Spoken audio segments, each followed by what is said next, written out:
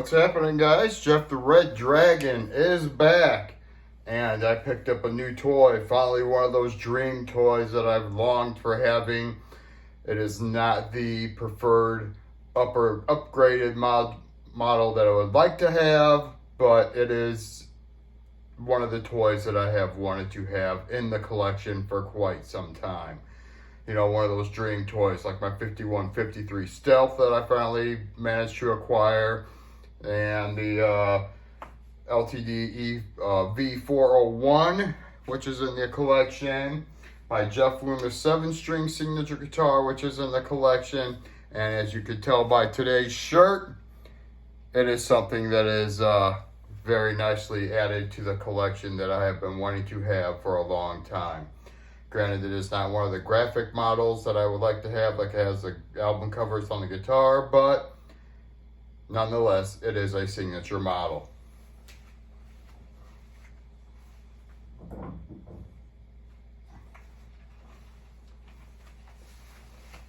And what I picked up was a JH200 with the H dagger inlays, the Kaler tremolo, and I got this last Wednesday, and I believe it was Monday night here, this past Monday, that I upgraded it with the EMG 8185s that Jeff plays. The Kaler tremolo, like I said, that is a beauty. I love this thing. It's so easy to tune, so easy to adjust, no issues whatsoever. No backing plate or anything like that you have to mess with. This thing is just drop the strings in and go. I mean, when I got this, I had to do nothing to it but oil the fretboard and put some fresh strings on it, and she was ready to jam. As soon as I unlocked that tremolo, everything fell right into place, and we are completely ready to go. I don't know if you can, you can't see it because of that stop bar for the strings, but yeah, the JH200 cover is right there.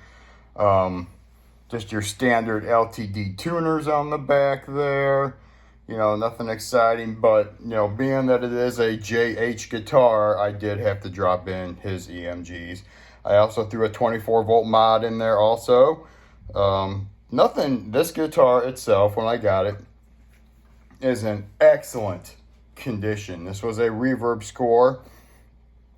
Excellent condition. No big chunks, no heavy duty scratches, nothing bad about it at all. Neck is smooth as hell, thin, fast, and the only thing that's actually wrong with it is, like I said, nothing wrong with it at all. It just has those minor surface scratches, you know, from polishing over the years. You know, I don't know what year this is, but over the many years, it's got those light, just surface scuffs. Nothing exciting. You can barely tell they're there. Like, you guys can't see them there in the video. I mean, they're practically the invisible ones, you know. So I'm thinking on the next string change, I might try to buff those out and get a little bit better shine out of it. For right now, though, I did clean her up, get her all polished and ready to go. We're not going to go through the 85 because Jeff did not have a clean channel on any amp that he played. He was not the clean guitarist. Kerry played all the clean parts. So we're just going to start off. We'll go through a couple of little quick riffs. We'll go through all of my overdrive pedals. Let's start in line here.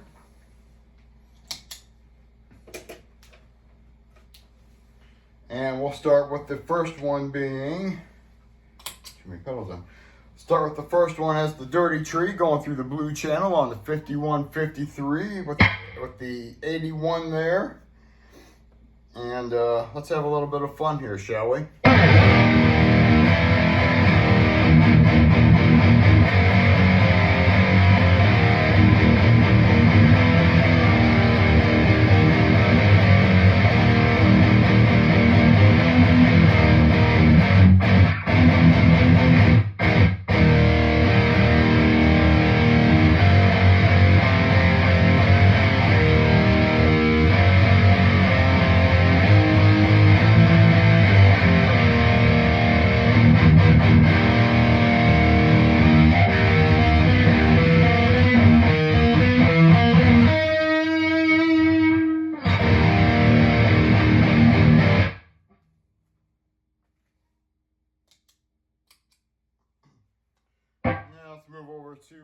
Grim 3 from This Heavy Earth.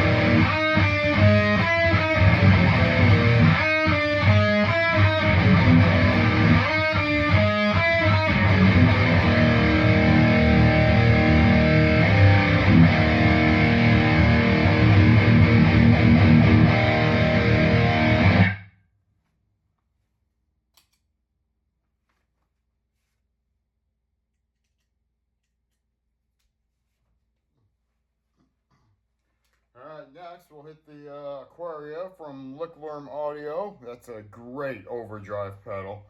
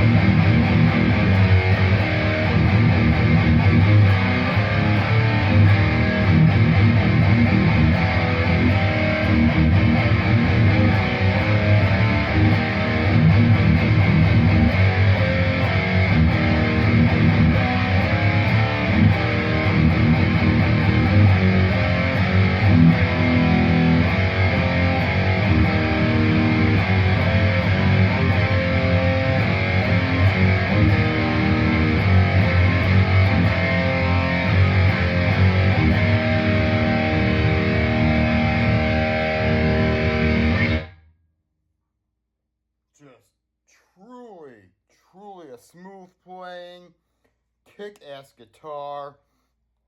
You know, I cannot say enough nice things about this. Of course, you know, when you get it, the guy that I got it from, you know, he had it to his setup. I haven't changed a thing. The only thing, like I said, was I've changed the strings. This whole guitar, I mean, the strings just sit perfectly to the neck. I've never had a guitar where they sat just so perfectly low like that. Just so nice. You know, I'm so used to playing guitars that have string through bodies, stop bar tail pieces and stuff like that, where they might sit just a tiny bit higher, but going from those to this is just truly a difference. Just wow.